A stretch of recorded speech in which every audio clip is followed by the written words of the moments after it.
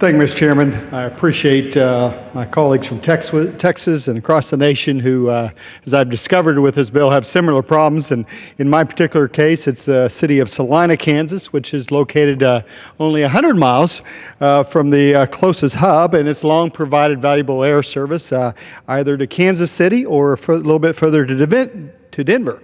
And due to circumstances beyond Salina's control, just in January, their air carrier stopped providing flights from Salina, and TSA obviously withdrew screening services. However, just a few weeks later, the airport and Great Lakes Airlines reached an exciting agreement to restore air service to and from Salina. And as we've heard here, the same story. The airport sent a request to TSA asking them to reinstate screening services. Again, this is just a few weeks after they had ended the services to begin these much-needed flights, and shortly thereafter, without adequate explanation, TSA, of course, as we've heard, denied the request. And then I soon learned other airports, other communities across America, that I wasn't alone. Other airports located predominantly in rural communities, and nearly identical situations were also being denied screening services.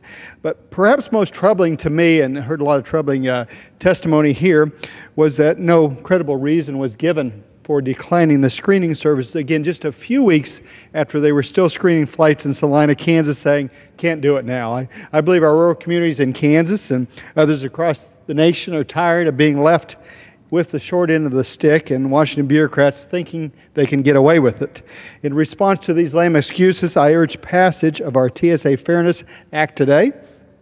This legislation will reverse the denial by TSA and ensure they stop discriminating against rural communities like Salina, Kansas. The air service agreement they have reached with Great Lakes Airlines will support our region's continued economic growth. And as the chairman of subcommittee on economic growth, I understand how important reliable air service is for Salina, Kansas, and our region. It's a simple fix in this bill, and I appreciate my colleague from Texas carrying this on the floor. It will ensure TSA continues to fulfill its mission, which is to ensure freedom of movement for people and commerce, and again for Salina and other rural communities across the Kansas. And with that, I yield back the balance of my time.